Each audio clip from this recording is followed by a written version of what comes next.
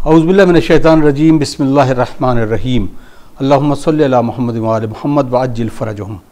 मौजूद नाज़रीन अस्सलामु अलैकुम व रहमतुल्लाहि व बरकातुहू। लखनऊ स्टूडियो से एक बार फिर आपका खैर मक़दम करते हैं। आपके पसंदीदा प्रोग्राम को लेकर हाजिर हैं अहकाम इस्लामी। इस प्रोग्राम के ज़रिए जहाँ सवालात का सिलसिला और कुछ ख़ास मौज़ूआत डिस्कस किए जा रहे थे, बिहम्दिल्लाह ये सफ़र जारी है। आइए आज कुछ और सवालों को आगा की खिदमत में रखते हैं। हमारे साथ मौजूद है हुज्जतुल इस्लाम वल मुस्लिमीन अली जनाब मौलाना मुस्तफ़ा अली ख़ान अदीबुल हिंदी साहब क़िबला। क़ब्ल इसके कि हम इस गुफ्तगू का आगाज़ करें, हमारा माहसल ये है कि हम अपने इमाम वक्त के इमाम को याद करें। तो आज की एक खूबसूरत हदीस आपके अज़हान आलिया तक पहुँचाना है। यूनुस इब्न अब्दुर्रहमान इमाम रज़ा अलैहिस्सलातु वस्सलाम से नक़ल करते हैं कि इमाम रज़ा अलैहिस्सलाम हमेशा हमें इमाम ज़माना अजलल्लाहु ताला फ़रजहु शरीफ के लिए दुआ की ताकीद फरमाया करते थे। और यकीनन हमारे लिए हर पल अपने इमाम को याद करने के लिए और उनके ज़ुहूर की ताजील की दुआ करते रहना चाहिए।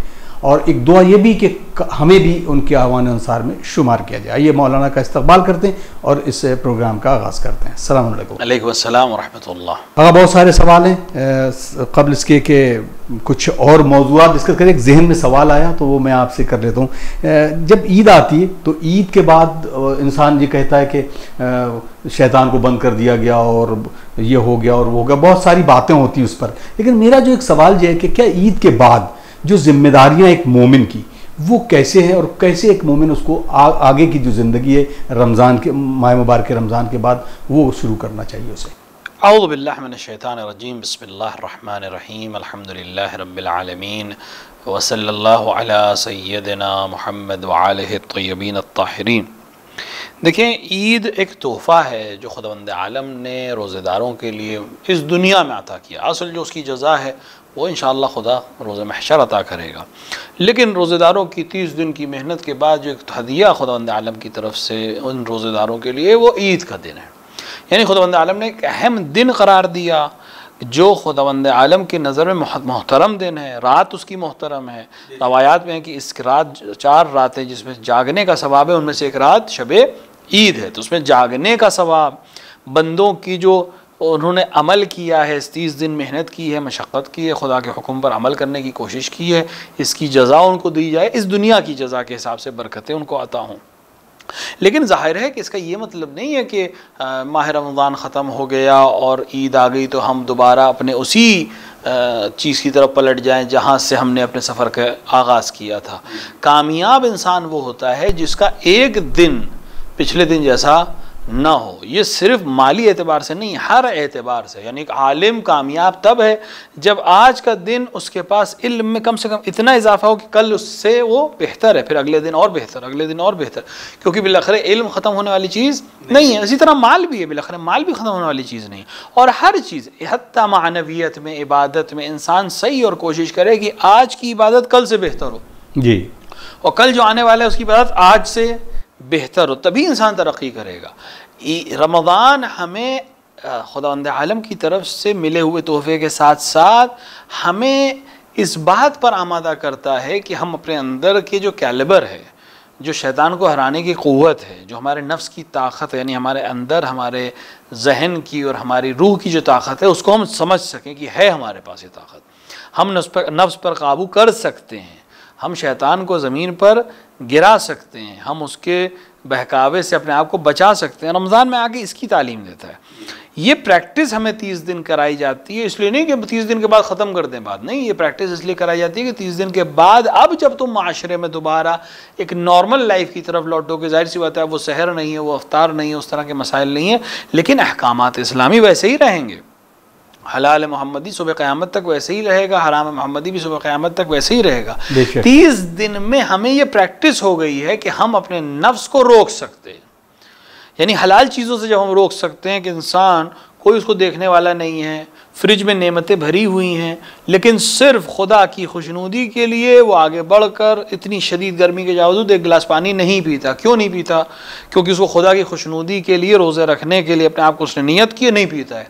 पर इसका मतलब ये है कि उसके अंदर ये क़ुव्वत है कि वो अपने नफ्स को रोक सकते हैं। दिल चाह रहा है पानी पीने का, गर्मी भी शदीद है, मौका भी है, फराहम भी, कोई देख भी नहीं रहा है, लेकिन हमें खुदा का एहसास है और वाकई बंदगी की सबसे आला किस्म है कि हम खुदा को हर जगह याद करें, उसको हर जगह महसूस करें। रमज़ान हमें इसकी प्रैक्टिस कराता है कि हम खुदा को हर जगह हाजिर और नाजिर जानने लगें।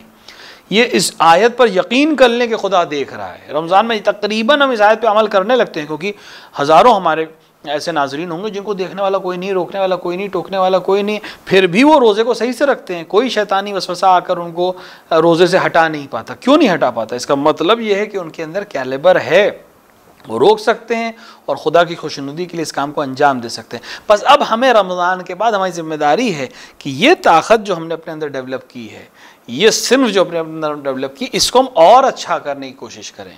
और इसमें आसानी ये है कि अब हलाल से परहेज़ नहीं करना है, हराम से खाली परहेज़ करना है, सिर्फ और सिर्फ हराम से परहेज़ करना है। और जो जितना इस चीज़ को आगे लेता जाएगा वो यकीनन मानवी एतबार से भी आला होता चला जाएगा और यकीनन दुनियावी एतबार से भी अच्छा होगा। यानी खुदावंद आलम उसको बरकत अता करेगा, खुदावंद आलम उसको सेहत और आफियत अता करेगा, इस दुनिया में भी अता करेगा।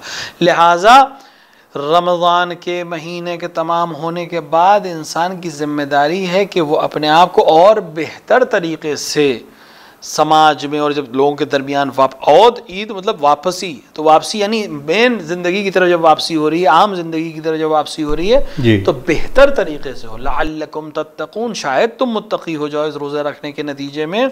हम इसके अमली मिज़दाक़ बने कि हम तक़वे की कुछ हद तक अपनाने की कोशिश करें, अगर कुछ नहीं तो कम से कम वाजिबात को अदा करने और मुहर्रमात से परहेज़ की हद तक अगर हम शुरुआत करें तो यकीनन बहुत आला मदारिज तक हम पहुँच सकते हैं। जज़ाकल्लाह। अगर कुछ होता है कि ईद के दिन ही ख़ास, अब अक्सर करके तो नहीं कहा जा सकता, लेकिन कुछ अफराद, कुछ नौजवान वो पूरा महीना रोज़ा रखे है अल्हम्दुलिल्लाह, लेकिन उसी दिन वो ऐसा काम अंजाम देते हैं जिसको मासियत की तरफ ले जाता है। खुसूसन वो लफ्ज़ मैं नहीं अदा करना चाहता, अक्सर देखा गया है कि वो जाके थिएटर्स में और इस तरह के तमाम चीज़ों में, तो उनके लिए क्या मैसेज होगा खुसूसन आज के इस तमाम दौर में कि जब उसने पूरा महीने इबादत अंजाम दी है और अल्लाह की खुशनुदी के लिए सारे अमल अंजाम दिए, तो आज इसके देखिए जवानों के लिए मैं ये अर्ज़ करूँगा और हर वो इंसान जो इस फेल को किसी वजह से भी अंजाम देना चाहता है या जो किसी को रोकना चाहता है तो क्या कहकर रोक सकता है, मैं सिर्फ इतना कहूँगा, देखें जब कोई इंसान बंदगी करता है, जब कोई इंसान अल्लाह की इबादत करता है तो उसने शैतान को ज़रूर शिकस्त दी है, लेकिन शैतान को शिकस्त देने का ये मतलब नहीं कि वो दोबारा आपके पीछे नहीं आएगा, वो हमेशा आएगा। ऐसा हो ही नहीं सकता कि वो थक के पीछे हट जाए, वो हर हाल में आएगा। लिहाजा एक जंग है जो हमेशा चलती रहेगी। और जब आपने उसको 30 दिन मुसलसल शिकस्त दी है, 30 दिन रोज़े रखे हैं, नमाज़ पढ़ी है, अफ्तार सहर और अफ्तार और तमाम कामों को अंजाम दिया, कुरान की तिलावत की है, ख्याल रखा है, तमाम अहकामात पर अमल किया है, तो अब शैतान आपका और ज़्यादा दुश्मन है, क्योंकि आप जितना ज़्यादा ईमान आपका कवी होगा, शैतान से दुश्मनी आपकी बढ़ती जाएगी, कम नहीं होगी, बढ़ती चली जाएगी। और वो इस फिराक में रहेगा कि कौन सा अमल करे कि आपको ज़्यादा नुकसान हो। दुश्मन का क्या तरीका होता है, जब दो मुल्कों के दरमियान जंग हो रही है, दो शख्स के दरमियान जंग हो रही है, अभी भी ऐसा होता है कि दोनों एक दूसरे को शिकस्त देते हैं, दोनों कुछ नुकसान उन्होंने पहुंचाया, कुछ नुकसान हमने पहुंचाया। एक दफ़ा है कि हमने दुश्मन को ज़ेर कर दिया, हम सुकून से बैठ गए ये सोच के कि हमने ख़त्म कर दिया, लेकिन एक ज़ीरक दुश्मन क्या करता है, इंतज़ार करता है, इंतज़ार करता है, इंतज़ार करता है कि जब हम अपने गार्ड्स डाउन कर लें तब वो एक बार हम पर हमला करके हमें बड़ा नुकसान पहुंचाए जी। तो ऐसा ना हो कि रमज़ान के बाद हम अपने गार्ड्स को डाउन कर दें और नतीजे में हमें दुश्मन ऐसा हमला करे कि हम उससे उठ भी ना पाएँ। कभी कभी ऐसा होता है कि एक अमल आपकी पूरी मेहनत को ज़ाया कर सकता है। इसकी मिसाल बहुत आसान सी मिसाल है, इसको जो भी समझना चाहे कि मिसाल पर आप के तौर पर आप बाग लगाएं, आम का बाग लगाना चाहें, खजूर का बाग लगाना चाहें, अमरूद का बाग, किसी भी फल का बाग लगाना चाहें, बिलखरे आपको कई साल, ऐसा नहीं कि एक दिन आपने पेड़ लगाया अगले दिन वो फल देने लगेगा। आप 7 साल 8 साल, आम में मसलन 7-8 साल की मेहनत है, अमरूद में 3-4 साल की मेहनत है, खजूर में तो और ज़्यादा मेहनत है। ये कई साल की मेहनत के बाद, मशक्क़त के बाद, हर तरह से पानी पहुँचाएँ, खाद पहुँचाएँ, रुपाई करें, हर काम करने के बाद अब ये पेड़ इस लायक है कि ये फल देगा। वो फल आपने तैयार कर दिया बाग को, और एक दिन उस बाग में जाकर आप एक माचिस की तीली जलाकर बाग में सूखे पत्तों के ऊपर डाल दें, वो क्या होगा? आपने 7 साल 8 साल 10 साल 20 साल मेहनत करके एक बाग तैयार किया, लेकिन एक आन में एक माचिस की तीली इस पूरे बाग को, इस 10 साल की मेहनत को बर्बाद कर सकती है। आपने 30 दिन जन्नत में अपने लिए बागात तैयार किए हैं, जन्नत में अपने लिए नेमतों को तैयार किया है, दुनिया और आखिरत की बरकतों को तैयार किया है। एक ख़राब अमल, एक हराम अमल, एक मासियत की निगाह आपके पूरे 30 दिन के उस बाग को, उस मेहनत को जला कर राख कर सकती है।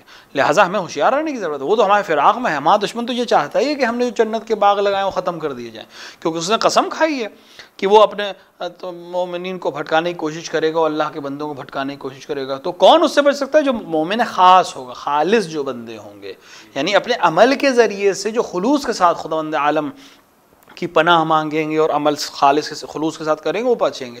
तो हमें बहुत होशियार रहने की ज़रूरत है, खुसूसन माह रमज़ान के बाद, कि ऐसा ना हो कि हमने जो इतनी मेहनत की है वो एक आन में बर्बाद कर दी जाए।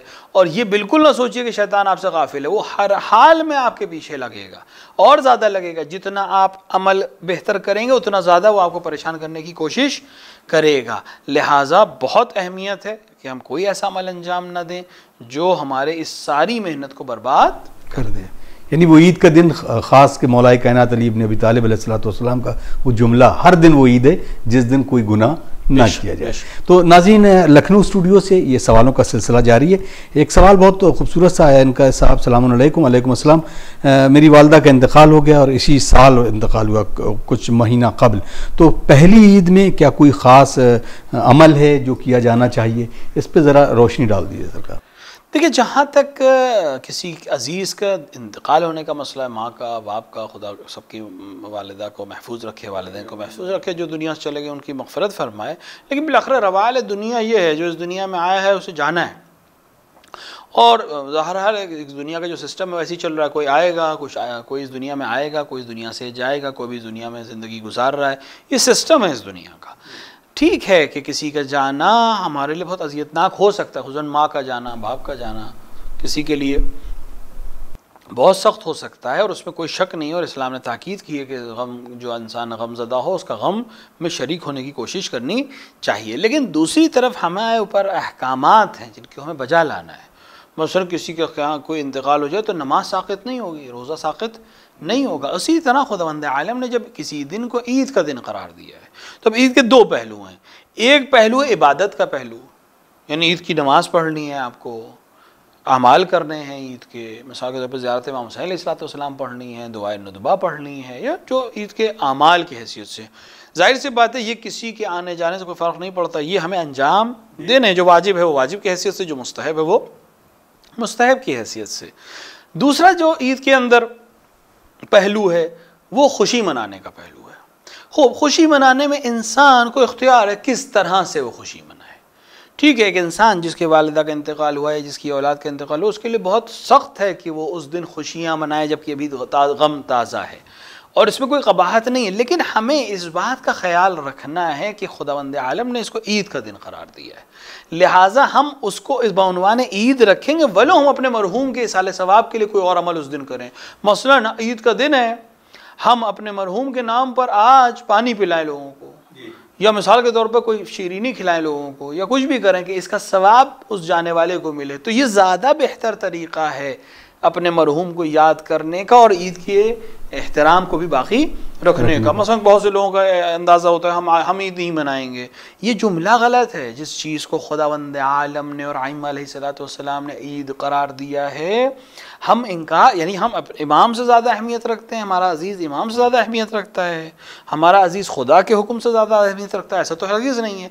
वही खुदा कहता है गम मनाना चाहिए, वालिदैन का एहतराम करना चाहिए, लेकिन उसी एहतराम का तकाज़ा है कि खुदा के हुक्म पर भी अमल किया जाए। ठीक है, आप बहुत ज़्यादा खुशियाँ ना बनाएं, आप बहुत ज़्यादा इस तरह के अमल अंजाम ना दें। और अलबत्ता ईद का सिलसिला या हर तकरीबन तमाम इस तरह के जो मसाइल होते हैं उसमें बहुत सी चीज़ों का ताल्लुक़ इलाक़े से होता है, बहुत सी चीज़ों का ताल्लुक़ जो है वो इलाक़े की रस्म रिवाज और कल्चर से उसका ताल्लुक़ है। खूब आप कल्चर के हिसाब से अपनी कुछ चीज़ों को कम ज़्यादा कर सकते हैं, लेकिन कोई अमल ऐसा अंजाम न दें जो मुनाफात रखता हो हुक्म खुदा से।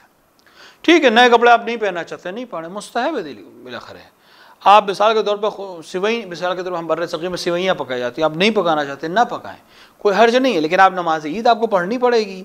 पढ़नी चाहिए, यानी ग़ैबत के इमाम में ज़माना में मुस्तहब है, वाजिब नहीं है, लेकिन बिलाखिर सब लोग पढ़ लें तो आपको पढ़नी चाहिए। यानी आपके अमल से ऐसा न लगे कि आप हुक्म खुदा के खिलाफ कोई काम अंजाम दे रहे हैं, और अपने मरहूम का गम मनाने में कोई हर्ज नहीं है। इसका एक बेहतरीन तरीक़ा जो हमारे बर सग़ीर में तकरीबन राइज भी है और बहुत अच्छा तरीक़ा है, और सिले रहम और पड़ोसी के हुकूक़ और तमाम चीज़ों को लेकर ईद की अहमियत के लिहाज से भी, कि मसलन अब आम तौर से ऐसा होता है और बहुत से इलाक़ों में ऐसा होता है कि मसलन जिसके यहाँ किसी का इंतकाल हुआ है और वो ईद नहीं मना रहा, तो पड़ोसी उसके यहाँ मिसाल के तौर पे सेवई भेज देता है, या बगल वाला कोई शीरीनी लेके चला जाता है कि उनके घर में सोग है तो हम उनके गम में जाकर ईद की खुशी के साथ शरीक हों कि वो इस गम से बाहर निकल सके।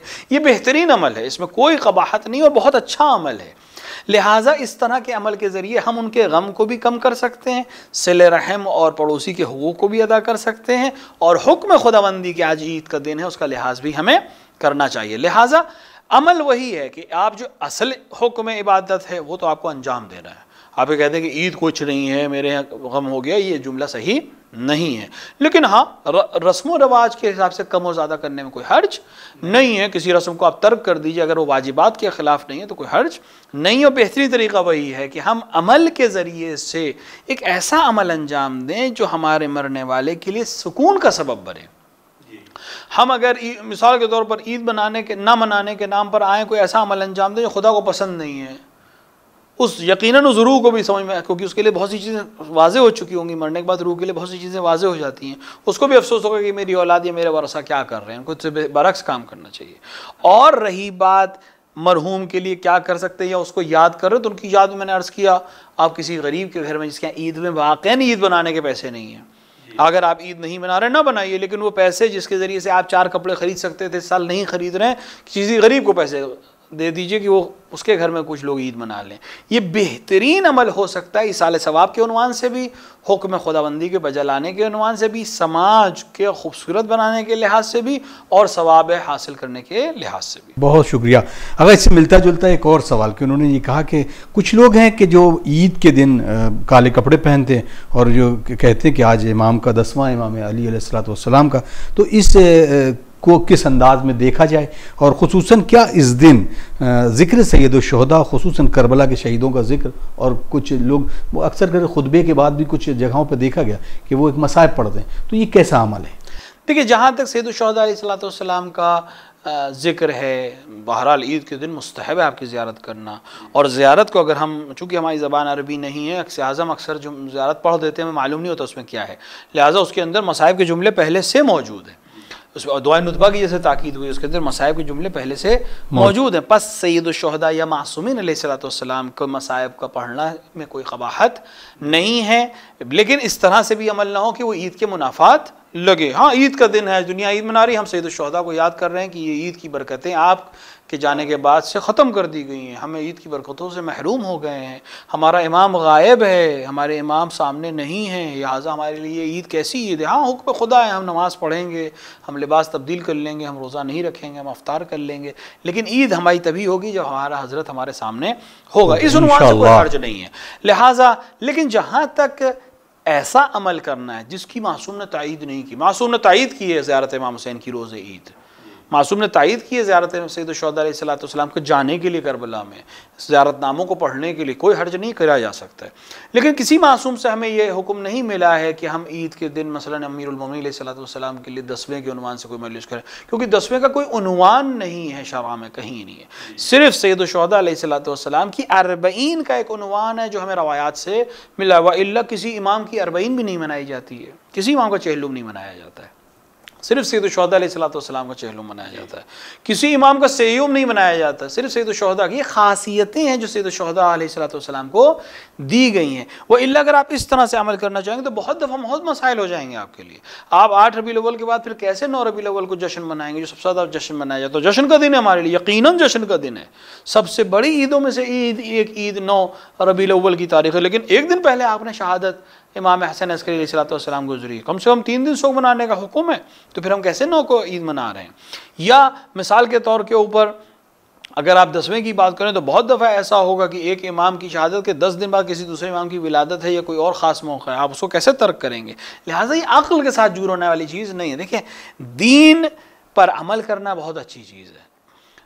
हुक्म इलाह पर अमल करना ज़रूरी है, लेकिन दीन पे कैसे चलना ये आइम्मा तय करेंगे।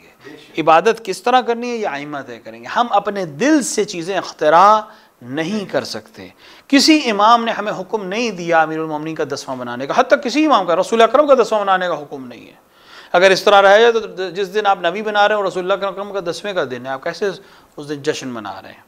तो इस तरह से अमल नहीं होगा। अगर इमाम ने फरमाया हो तो बेशक इमाम का हुक्म हमारे लिए हर चीज़ से बालातर है, चाहे वो उसकी वजह हमारी समझ में आए चाहे वजह समझ में ना आए। लिहाजा इस तरह से अमल करना यकीनन सैयद अमीरुल मोमिनीन अलैहिस्सलातु वस्सलाम की शहादत एक अजीम शहादत है, यकीनन उसका गम मनाना चाहिए। और मरजाली क़ज़अतुल्लाह से सादिक़ हुसैनी शिराजी की ताईद के लिहाज से वो 19 से तकरीबन शब 1927 रमज़ानुल मुबारक तक ये हुक्म देते हैं कि इमाम अमीरुल मोमिनीन अलैहिस्सलाम की शहादत के उन्वान से इस 10 दिन को याद रखना चाहिए। लेकिन ईद का दिन ख़ास दिन है ईद के उन्वान से, और उस दिन जो अमल है वो सैयद शुहदा की ज़ियारत या सैयद शुहदा के मसाइब भी अगर पढ़े जाएँ तो कोई हर्ज नहीं है। लेकिन एक राइज करना, काला लिबास पहनना, दीन में एक ऐसी चीज़ को राइज करना जो पहले से मौजूद ना हो, ये सही नहीं है। खुसूसन आज के दौर में जब अंगुशनुमाई का सबब बने, इल्ज़ाम का सबब बने और आपके ऊपर और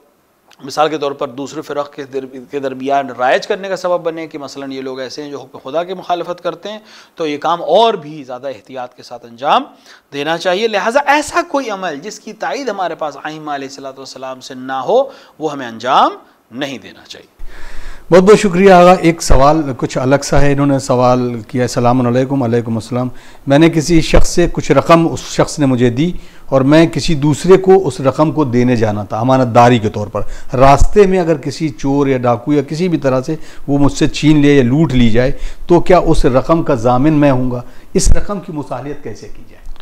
देखिए, अगर आप को किसी शख्स ने भेजा है मिसाल के तौर पर अगर मैं आपको एक रकम देता हूँ और आपकी ज़िम्मेदारी है कि ये रकम कहीं पहुँचाएँ जी, मैंने आपको ज़िम्मेदार बनाया है और आप उस ज़िम्मेदारी को कबूल कर रहे हैं कि हाँ मैं ये चीज़ वहाँ तक पहुँचाऊँगा, तो अब आप इसके ज़िम्मेदार हो जाएंगे इसको साहिब तक पहुँचाने के लिए। एक दफ़ा कि मैंने इंतखाब में गलती की है, यानी जो साहिब मैंने इंतखाब गलत इंसान का किया है या मेरी तरफ से इंतखाब में कमी, तो मैं भी ज़ामिन हूँ, क्योंकि जिस शख्स को जिस असल पार्टी को ये रकम पहुंचनी है उस तक ये रकम पहुंचाना मेरी जिम्मेदारी थी।